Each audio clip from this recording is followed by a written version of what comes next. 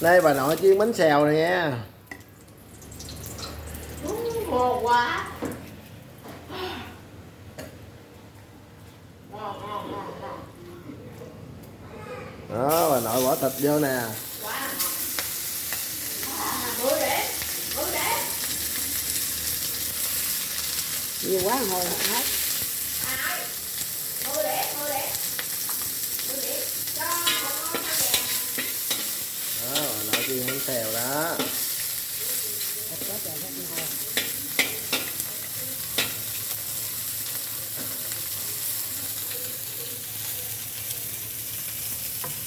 Đó, bà nội đổ bột vô nè.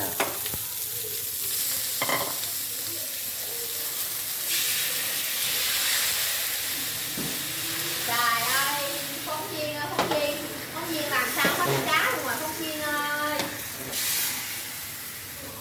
Chảo nặng quá. Phóng viên, hết thịt đá à phóng viên ơi. Chảo nặng quá trời, chịu nổi luôn mà. Chặt quay nổi luôn. Hết thịt đá luôn. Phóng viên. Đó, bà nội Cho bát ăn, cho bát nước.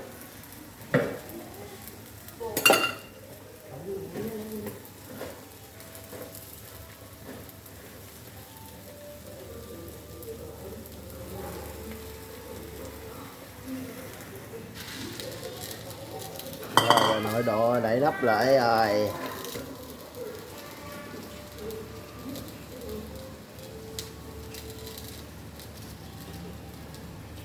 Trong khi chờ đợi bé Châu ăn bánh rất là hết bánh luôn rồi.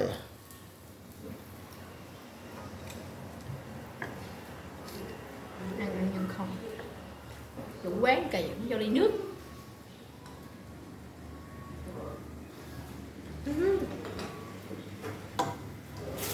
Đó, bà Chưa nội nó dở muốn nắp dính lên rồi. đó. Nó muốn dính rồi đó. Ê, không tróc rồi đó. Đó, bà Tróc nội. dã man luôn.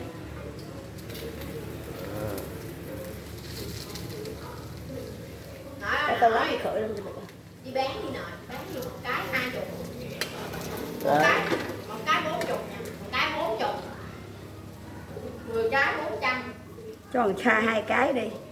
Mày 2 cái. Cho tôi chiên. Đây được cái rồi nè. Thế mới vô ăn lần được rồi, nội chiên tới. Ngon. Đó, bánh đã chín rồi. Lật lại được rồi đó. Lấy này. Cái này quay.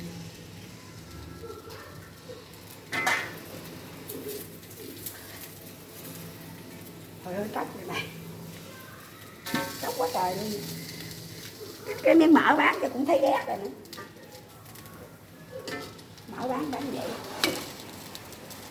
Bác hai cho bà nội đem bít cô nữa nè.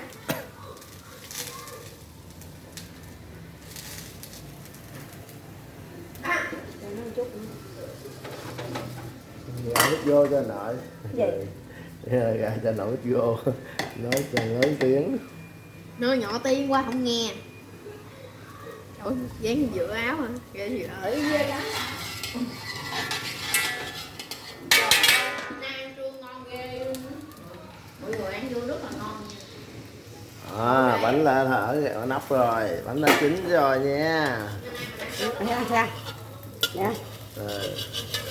Nè, mày đâu có thấy ấy đâu. Nó hơi mềm quá vậy. Vàng vậy mà sao? Hơi mềm quá. Cô. Ăn không nghe.